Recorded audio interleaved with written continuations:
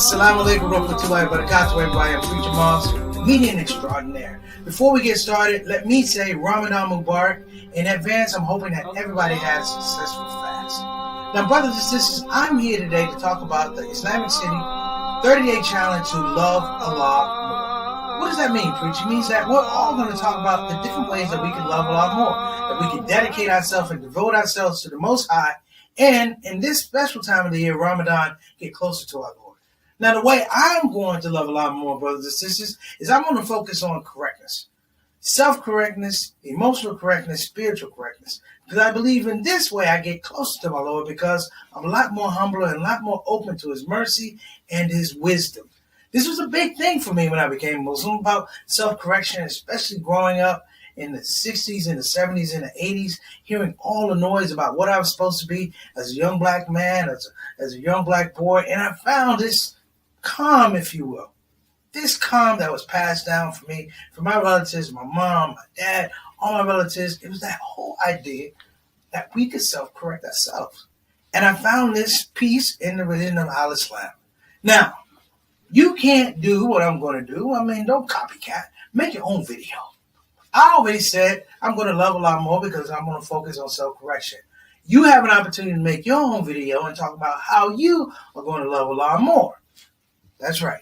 So what are you standing there for? You got a limited amount of time. Ramadan is starting in like 15 minutes. I believe that you should get out and try to figure out how you're going to love Allah more. Make a video, 2 to 3 minutes.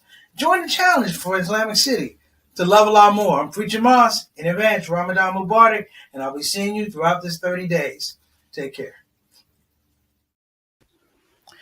Assalamu alaikum warahmatullahi wabarakatuh, everybody. I'm Preacher Moss, host of the S.O.S, a shout-out show. Hope that you are having an amazing Wednesday. Let me tell you right up front, a little bit under the weather, but I'm feeling really good. All praise due to Allah. Something's going around, and I'm trying to be smart this year. This day I didn't fast today, and I was like, okay, you don't fast one day, you can get back on it, and alhamdulillah, and all praise due to Allah for giving us mercy during this blessed month. That's number one. Number two, and continue to send out du'as and blessings to our dear sister Eleanor Davis, part of our Shout Out Show family, that she feels better. Continue health to my mother, Mary B. Moss, and sister Maxine B.K. I call them the Danville Golden Girls. Thank you for holding in steady. Today's topic, actually, it is selected from Jews 14. I actually had done a recording for, I think it was Sapelo Square, in regards to Jews. Every year they ask us to, give us our own personal take on the Jews. And they asked me to break down Jews 14. And what I decided to do is actually make it applicable to what we're dealing with today. First and foremost, in this lifetime that we have and in this whole scope of understanding and logic, one of the things that has become apparent to me is that we live in two different worlds. There's the world of the believer and there's the world of the disbeliever. Now, before we get into a space where we start running rampant about, you're not this, you're not that, there is layers to this thing. And going through Jews 14, I began to understand that there are definitely layers to disbelief, because disbelief is tied to a different type of logic, the same way belief is. If you look at some of the idea of hadith, if you will, it's not absolute hadith. There are levels to hadith. There is strong hadith, there's weak hadith, middle hadith, there's makruh. We have all these aspects of hadith, but they tie into the relevancy of what's being said and how it's applicable to the realities around us. I thought this would be a great topic today because there's just so many things going around. And I sometimes I'm amiss by just calling them distractions. They're not distractions. They're a very higher aspect of education and intellect, because people are making decisions about what we call distractions, pardon the air quotes. But first and foremost, the idea of Jews 14, it comes from Sir Nafal and Sir Hitch. And in accordance to so many things that we read about, I think it's extremely important for us to actually get into this, because it really opened up my eyes about how we live here in the United States, per se. It really lent a whole different aspect of reasoning to what happens to us in terms of race, sex, poverty, oppression, all those type of things. And I don't want to even say just the bad things. There's also the good things too. Because we are, in some regards, we're shown a list or category of what the blessings are in front of us. We know that our behavior corresponds to a certain type of action from Allah subhanahu wa ta'ala. And at the same time, if it's a good action, you get this. If it's a bad action, you get that. And it definitely builds on this whole idea of what is belief in terms of contemporary times. So for today, I'm going to get into that. So without further ado, we're going to start the show and I'll be right back. Don't you move. We're the shout out show. Hit it, Satana.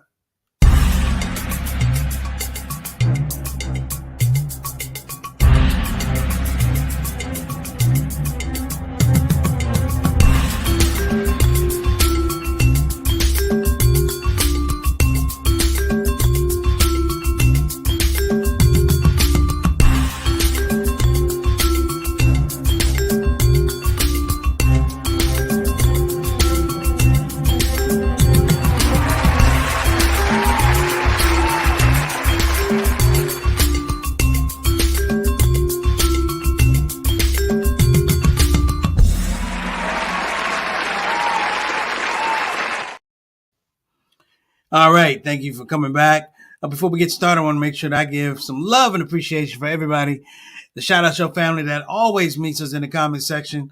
Without further ado, let's start bringing them through. Sister Satana, who we got today? All right. We got Mama San. What's going on, Mary Moss? Good to see you. I haven't called you today. I was a little under the weather. I'm going to call you as soon as I get off the air or a little bit afterwards. I have to talk to Brother Kendrick. But I'm feeling better.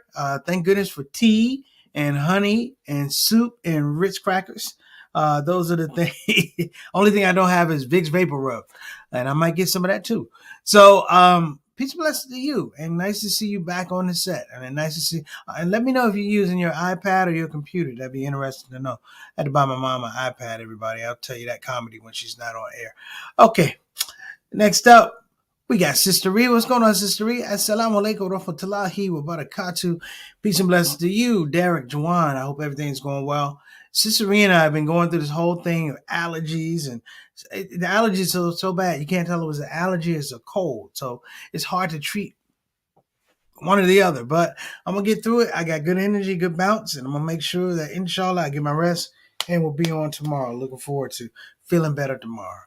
Good to see you. Next up. Brother Roberto Rashid, wa alaikum assalam wa rahmatullahi wa barakatuh, and Ramadan Kareem to you, good sir. Thank you for joining us. This is second. I think I've seen you a couple times, so let me just throw this out here, Brother Roberto. You are now welcome, and you're a part of the official Shadow Show family, man. So when you pop through, give us these slams. I hope you're doing well. Peace and blessings to you and your family.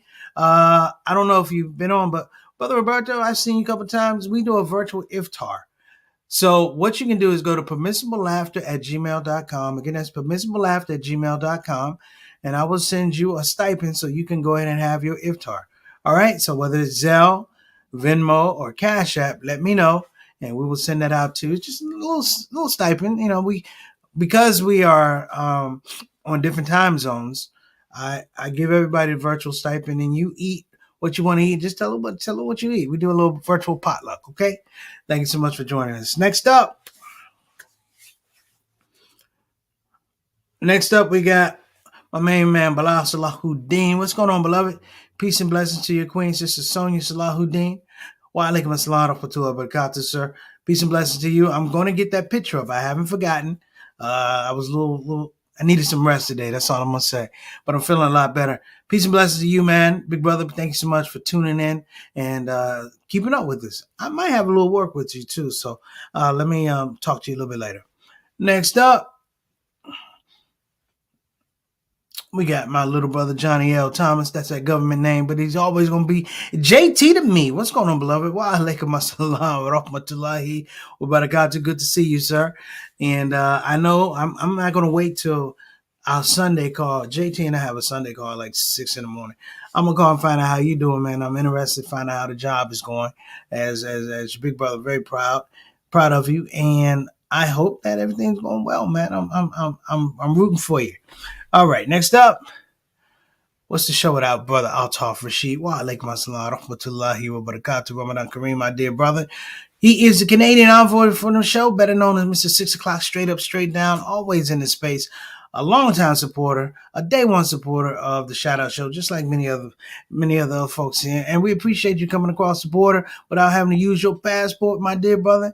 I hope everything is well. Don't forget the virtual iftar, because I want to make sure that you get it on time. All right? But good to see you in the house. Thank you so much for joining us. Next up, Brother Herb, all the way from South Carolina, my beloved brother. What's going on? I said, Herb, I'm calling you the Big E, all the way from South Carolina. What's going on, beloved? Wa alaikum assalam rahmatullahi wa barakatuh. So good to see you, my dear brother. Thank you so much for joining us. And next up, and you know who it is, our executive producer. Wa alaikum assalam. I had some peanuts, sorry. Wa alaikum assalam rahmatullahi wa barakatuh. I keep it real on the show. My dear sister, Satana Whitfield, the EP of the show. Hope you're doing well. And let's send out some well wishes and shafas for Sister Satana. She's been, she's been championing this thing, but she hadn't been 100% well either. We hope that you're feeling well, good, feel better, good, dear sister. Okay? All right. That's right. Contact us at permissiblelaughter.com at Gmail. Again, that's permissiblelaughter. I said .com. Boy, I'm messing up today. Permissiblelaughter at gmail.com. I got 2 .coms in there. I mean, never going to get that. I'm never going to get the stuff for the virtual iftar. Okay. So let's start this thing out. Juz 14 is interesting because Juz 14 really talks about the scope and almost the demographic makeup of almost like an avatar of the disbeliever. The disbeliever has several characteristics. Number one, a disbeliever does not have value of several things. Number one, their time and your time. If you read Surah Asr, this is by the token of time truly, Bismillah ar-Rahman ar-Rahim, by the token of time truly man is in loss. The idea of loss is measured in the context of time throughout the ages, meaning that there have been examples of loss throughout the ages. If we go back and dial back to the idea of the prophets, the whole idea of prophetic tradition is built upon the fact that every prophet has had to deal with what? Disbelievers. High, low, in the family, had to deal with disbelievers at different levels. Now, the thing that's really interesting about the whole idea of the disbeliever is that Allah subhanahu wa ta'ala lays it out in a very, very, I want to say very, very not casual, but a very, very pragmatic understanding of how things go. See, to disbelieve in something, you have to believe in something first. That's the logic. To disbelieve in something, you have to believe in something first. That there has to be something that gives you a variation of how you see it or how you feel. You know, my grandmother used to say, there's 2 things in life. There's the truth and whatever else you want to believe. There's the truth and whatever else you want to believe. This is part of this whole idea of innovation. So when we talk about belief and disbelief, it is the fact that belief has to fight through this whole, this complexity of innovation. In Islam, they say innovation is bid'ah, fine. But I'm talking about the everyday situations, scenarios where you're forced to make a decision. Hear what I'm saying?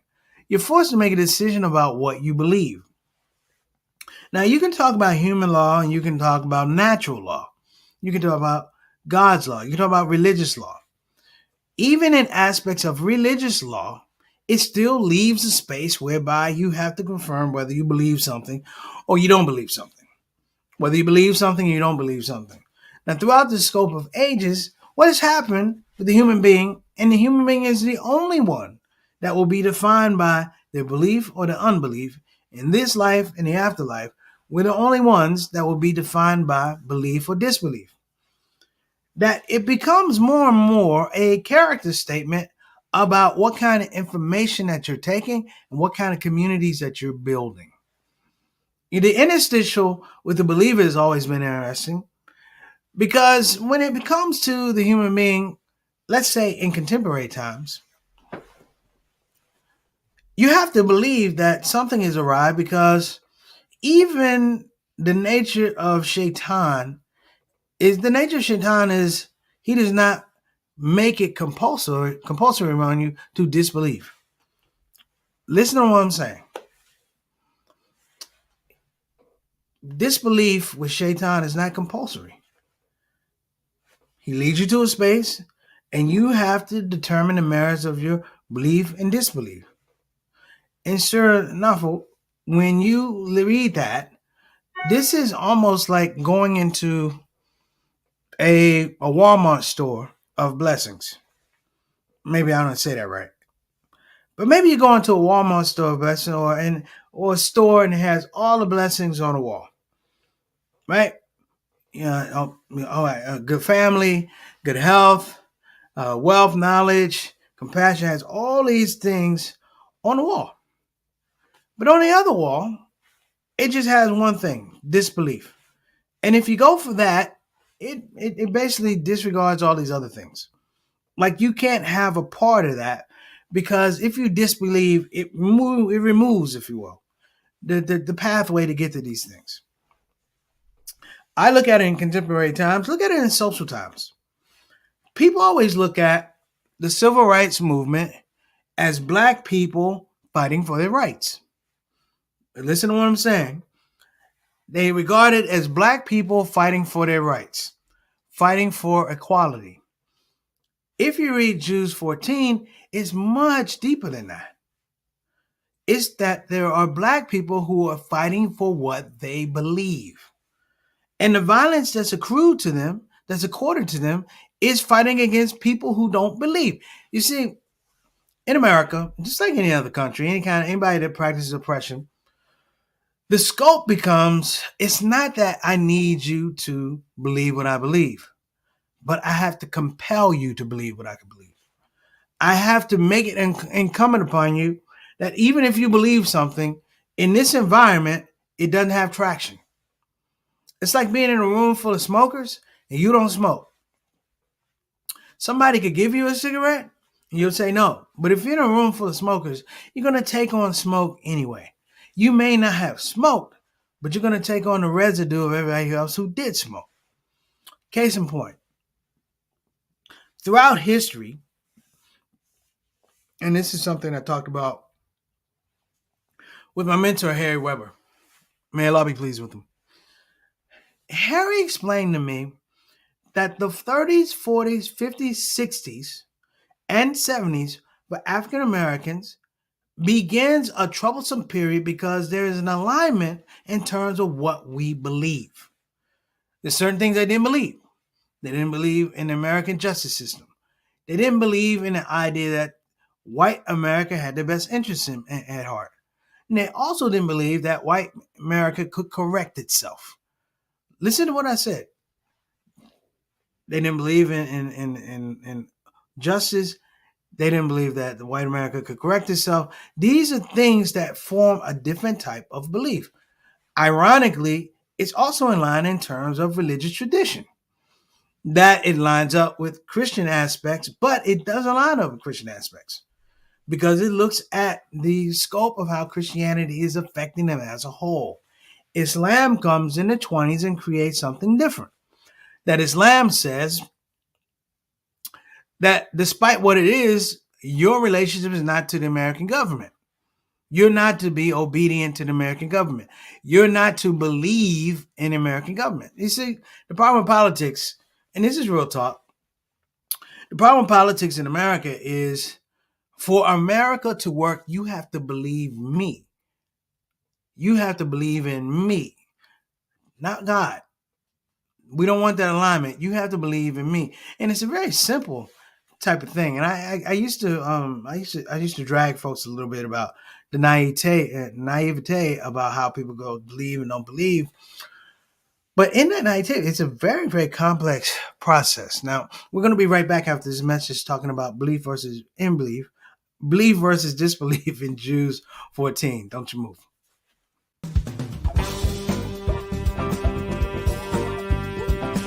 Hey, babies. Welcome to Radio WCUC, Convenient Urgent Care, home of the smart patient. This is DJ What It Do. You know what time it is. It's the top of the hour, and the request lines are open. You know what you want to hear? I know what you want to hear. Operators are waiting. I just gotta hear "Don't Get the COVID." Don't get the COVID. Put your mask back on. The Delta COVID, more contagious than before. Don't get the COVID. Go on and get the vaccine. You know that it can keep you safe, and your people living up in your space. Don't get the COVID. You need to wash your hands. The Delta COVID is more deadly than before. Don't get the COVID. Go on and get your vaccine. You know that it can keep you from dying. Don't leave your family all alone and crying. Don't get the COVID. We invite you to join our fight against COVID and against misinformation. It's time to listen to the doctors and trust the science. When I think of people dying that don't have to die, it makes me sad. Now's the time to be sober. Together we can make this thing over. Let's fight the COVID. Convenient urgent care, home of the smart patient. Shout out to Convenient Urgent Care. If I don't get any better, I'm going to be coming up through there. So, me and Satana, we're going to show up virtually. Getting back to this whole point of belief versus disbelief. I always felt this, and it's interesting, that the tool of the disbeliever is one to, Roberto said, little Curtis Mayfield. Well, you can't go wrong with Curtis Mayfield. And shout out for Mom, you found your computer. Alhamdulillah. Actually, she might be watching on TV. No, nobody knows. So the whole scope of belief versus disbelief in the United States really boils down to this, that to enforce disbelief is to mandate law. Now, if you heard me talk about the basis of critical race theory, you understand that critical race theory boils down to not making little white kids feel bad about slavery and things. It has nothing to do with that. It is a very, very specific critique of law, the application of law. And ironically, the application of law has been demonstrably put on those who believe differently. So anybody who believed differently, if you were freed, a free man coming out of slavery, if you believe that you shouldn't be a slave, then you were subject to laws.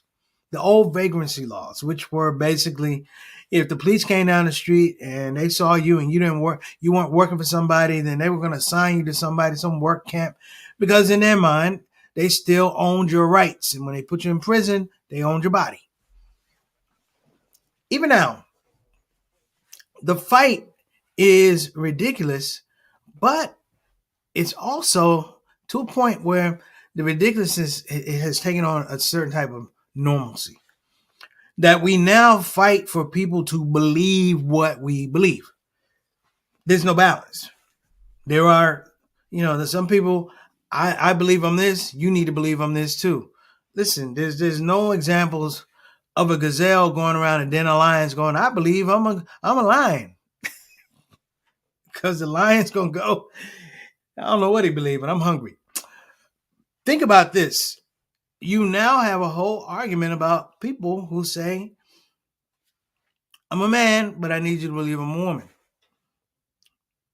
And this is really interesting because years ago they had this conversation, but they didn't have the balance and they didn't have the backing of law to change things. Or even more so, they didn't have the backing of social commentary, the social capital to change things. I don't want to go down that road. It's a rocky road, but it has to be discovered. It has to be discussed because these things come to the forefront because what? Because of laws. Even in the aspects of Muslims in terms of homophobia, not homophobia, but Islamophobia and homophobia, let's throw all the phobias in there. The way that you move from disbelief to belief, oppression to acceptance, is that somebody has to come up with a law. To quote my good brother, my big brother Reginald Kitchen, may Allah be pleased with him, he used to paraphrase from the Quran. He said, Shaitan, listen to me, Shaitan promises you everything and gives you nothing. He promises you everything and gives you nothing. Why is that important? Because it also brings into the fact that disbelief, regardless of what you feel, it requires time. That a disbeliever has no value unless they are occupying the time of the believer. As my brother said, Shaitan guarantees you, he promises you everything and gives you nothing. Think of the whole aspect of credit. There was a time when you would walk down the street, you would see something you want, and you go, I can't have it because I don't have the money to get it. I don't have it. I can't afford it. Maybe I'll put it on credit, but I can't get it. And I remember getting a credit card when I was in college. And I had no money, but I had a credit card. I had an American Express credit card. Now, all of a sudden, I believed I had money. Hey, get yourself something to drink. Hey, I got you. Go ahead and something to eat. And I put down the credit card. And the credit card made me believe that I had power to purchase. I didn't have power to purchase. Because credit, just like disbelief, it allows you to suspend the reality and the logic that you don't have money. Now you have money that's owed, that's in a vacuum. You had no money. Now you're on the negative side of it. And the thing that always reminds me about credit is when you don't have it to pay right away, you're paying over time. I'm not saying that credit cards are from Shaitan, but doggone it, it's a blueprint. It's a blueprint. But let me get to the wrap here. The thing that's really, really important, and I think I don't want to overlook it, is the fact that there is a logic to the disbeliever. The same way as there's a logic to the believer. Oftentimes, we are judgmental about what we frame as disbelief. And I'm saying being judgmental, we may rush to judgment in some regards. Because the idea is, in this space, we have to guard ourselves. We have to, I want to say, put parameters around our logic. And sometimes it's best not to go into those situations. Sometimes it's best to frame it as it is. That disbelief has to operate in a space that you don't necessarily need to be over there trying to turn people around. I always talk about interfaith and things like that. You know, interfaith is really a practice in some regard for how strongly you believe. We look for disbelief in interfaith. We want somebody to be less Muslim, to be less Christian, to be less Jewish, so we can say, see, look at that. But think about what I said about Surah Nafl, and I talked about all those blessings that are promised to us. And it says there in the Quran, the only thing that's going to keep you from the blessings are you. That you're going to lend yourself to disbelief. That you're going to lend yourself to waste of time. That you're going to lend yourself to these different levels of disbelief. And all of them require and occupy your time. There's a purity in devotion. There's a purity in service. There's a purity in prayer. That our prayer counteracts the fact that we waste time. That for the Muslim, you pray 5 times a day. For the Christian, you go to church, but you pray throughout the week. But there's an advocacy about how you spend your time. And in that space, if you're spending time trying to get closer to a better you, closer to your Lord, if you're just trying to get closer to being a better father, a better mother, a better brother, sister, husband, wife, think of how we spend our time. And if we can get into that space, it all does 2 things. Number one, it shores us up about the idea of belief, but it also sharpens our idea about what disbelief is on a personal level. That's it for me today. Inshallah, you guys have a blessed rest of your fast. Inshallah, I'll be fasting tomorrow. Thank you so much for your time. Remember, think about belief versus disbelief. I'm Preacher Moss. This is a shout out show for today. Assalamu alaikum wa rahmatullahi wa barakatuh.